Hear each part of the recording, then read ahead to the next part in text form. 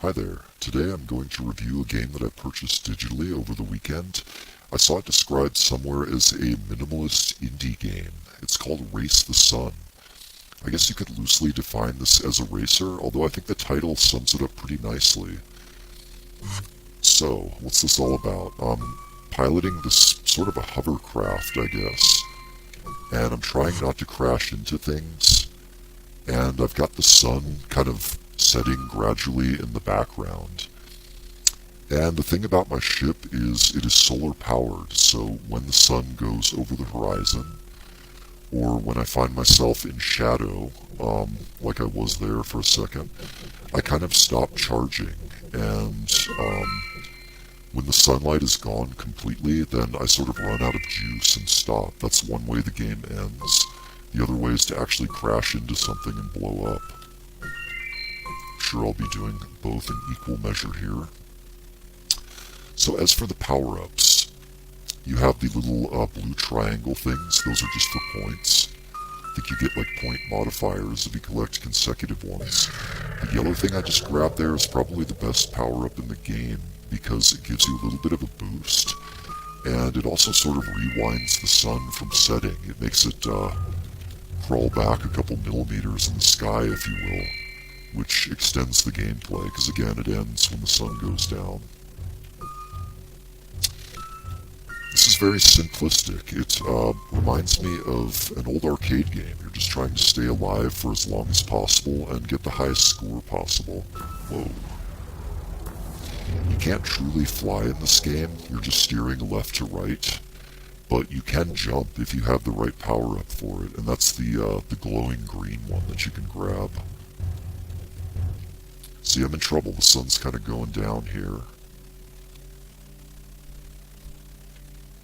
That's okay, I'll keep talking over it. I am recording this as I play, as I do with all my videos.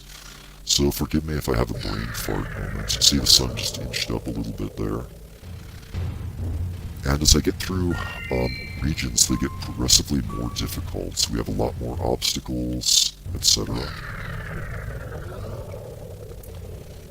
Again, as I was saying before, you can't exactly fly in this one, although you can jump and glide.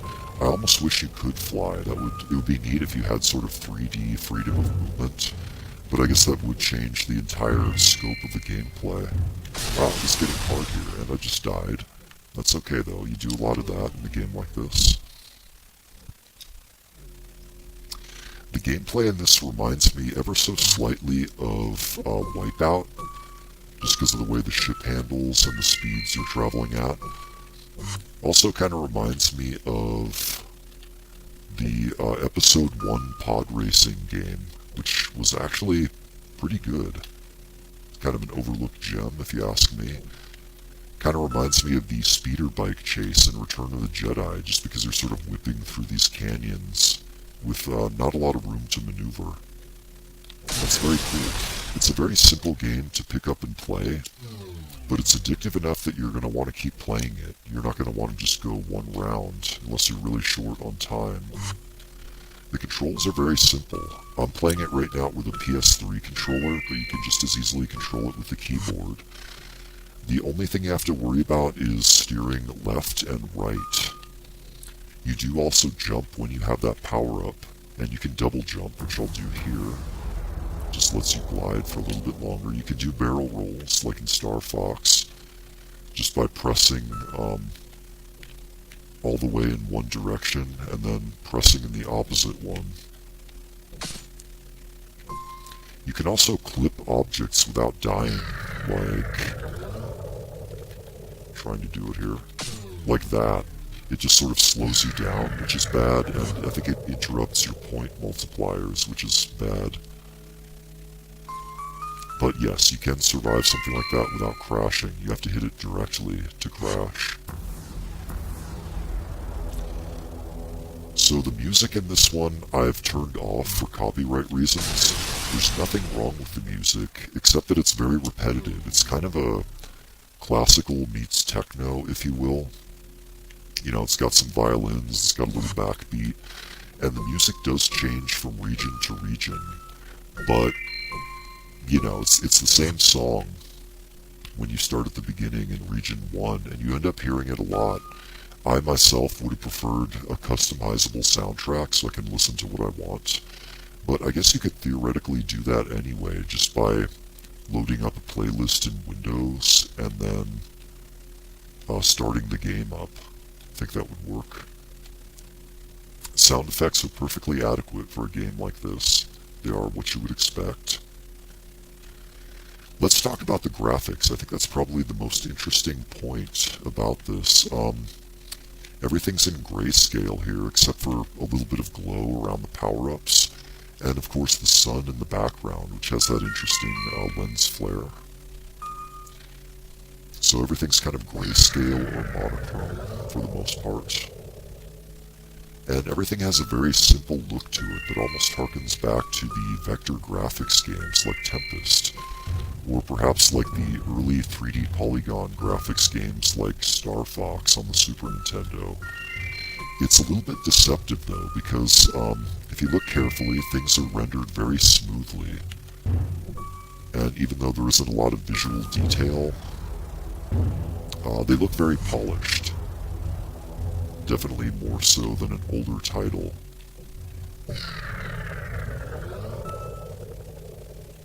I think the graphics work very well for this game. What the graphics really remind me of is, if you think back to the 90s, I just went through a portal here and I'll talk more about that in a second.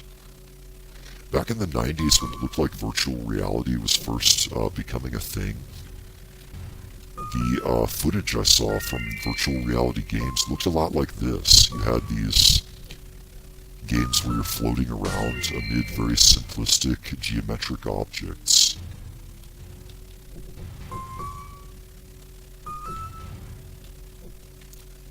So I think this has a very effective, very nice looking retro 80s and 90s look to it. So anyway, more about the portals. You eventually unlock portals that you can go through while you're playing a region, and it'll sort of take you out of that area, and if you're playing this offline without a registered account, it will take you to this kind of space area with asteroids, and if you're playing it online with a registered account like I am here, it will take you to a user-created map. And the cool thing about that is you don't have to worry about the sun. It sort of halts the sun's progress. So, as for powering up here, as you can see in the upper right-hand corner, I am now level 13 out of 25. And the way I got my experience points, if you like, was by completing the objectives that you see listed down below my level. I'm kind of stuck on some more difficult ones right now, like, clearing 3 regions without a collision, or completing 2 regions with only left turns, which basically means you don't hit the right arrow at all. But a lot of the objectives are much easier, like basically just crash 8 times, which you can't help doing just by playing the game. So when you complete those, you level up, and when you level up, you get some more gameplay modes and power-up options. I will show you some of those briefly. So I just clicked on Configure Ship from the main menu. As you can see here, I now have the ability to choose 2 special power-ups. I've got a magnet, which sort of pulls power-ups to you. I've got jump storage, which lets you store 2 jumps instead of just 1. And I've got a battery here, which gives you like an extra second or 2 of reserve power when you're out of sunlight, which theoretically could mean the difference between life or death. So it does give you an incentive to keep playing and leveling up, definitely. I've also unlocked something called the Apocalypse mode, which is pretty much the same gameplay, but the maps are a lot harder. And you have these comets or asteroids touching down, and when you fly through the blast radius of one of those, it blinds you, which means you'll almost definitely fly into something. Here, I'll just do that here on purpose. And lo and behold, I just crashed into something because I couldn't see, and there are objects everywhere. And of course we have a different color scheme with an orange sky. That's basically all the Apocalypse mode is. Let's take a look at some player worlds, because this game does include a map editor, which is really cool. We've already seen a little bit of the Mutant Bunny Forest. Let's take a look at Void Cockpit. This basically fixes the camera on the front of the ship so you don't see the ship itself. And this is the kind of void area that totally looks like a Star Destroyer, by the way. This is the kind of area you would fly through if you went through a portal and you were playing in offline mode. Again, you don't have, you're not really flying, you're just steering left and right. You don't have full 3D movement. You're just watching out for the asteroids and flying through these little crisscross structures here. Let's take a look at some other ones. I don't mean to knock the creator of this map, but this is what I consider to be a bad one, and you can see it's rated pretty low. This one here has a twitchy, herky, jerky... I don't know if it's the camera or the movement that's jerking around so bad, but it's really shuddering, and it gives you so many obstacles that it's really almost impossible to avoid them. You pretty much spawn in and die right away, so yeah, I really don't see too much point to that one. I don't think that's a very well created one, but this one on the other hand is pretty cool. It's called Race on Earth. It's basically the normal game, but it gives you kind of a skewed camera angle, and the color scheme looks like Earth. It's green, blue sky, the same power-ups and objects and everything. The sun is pretty high in the sky, so it gives you a chance to play for a while. This one is a lot easier. There are a lot fewer obstacles to have to worry about. Of course, it will get progressively harder in subsequent regions. Let's see what else we have here. Minecraft.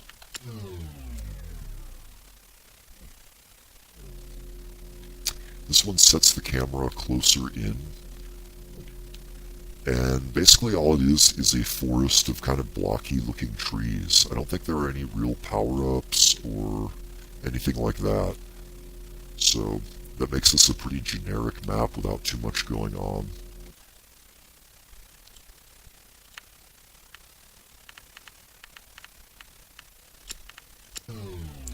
This is another odd one. This one is called Heaven.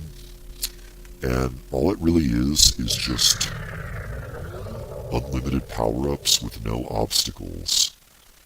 And that doesn't make for very good gameplay. The only purpose I can see behind this is just to rack up a monumental score, maybe to unlock some kind of achievement or something. But other than that, why would you play that?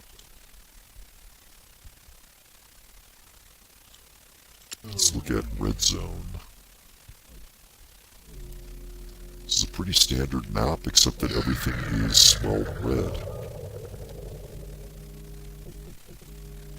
The objects are kind of translucent or transparent as well. Really have nothing more to say about that one.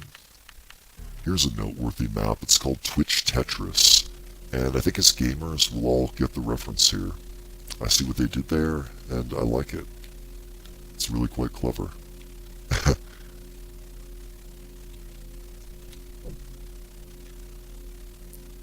Guessing the further you go, the harder it gets to avoid the falling shapes. Back in the regular game mode here, just to conclude this review. The thing I forgot to mention is instead of giving you a bunch of tracks like most racing games would, this one gives you a different track every day. I'm guessing it connects to the server and just downloads it or something. And when you die, which I'm going to do here, if you look up in the upper left-hand corner, it gives you a countdown to when the world is reset, and it gives you a new map to try. And of course, the differences between maps is really not that pronounced.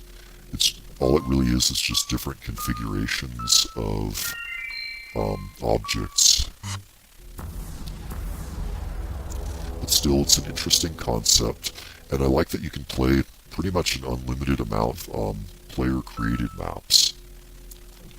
So what can I say about this in closing? I got this on sale on GOG.com for $2.99, and I think it's well worth that price. I've seen it on Steam as well, and I think the normal asking price for this game is $10. And I think it's still worth it at that price point as well, depending on whether you like games like this. I'm a fan of indie games in general, just because I like to support the underdog, and I like to support good games by purchasing them legally, whether they're indie or not. I think it's an exciting prospect that average, everyday people can create interesting, engaging works. You know, it used to be that just AAA studios with millions of dollars behind them could produce games. And I think it's fun to see what normal people come up with. Anyway, this is Race the Sun for the PC, available on GOG and the Steam network, and probably directly from the creator's website. I think it was produced by Flipfly, a company called Flipfly. It's very interesting graphic style. Kind of appeals to the retro look. I think it's definitely worth checking out. Thank you very much for watching.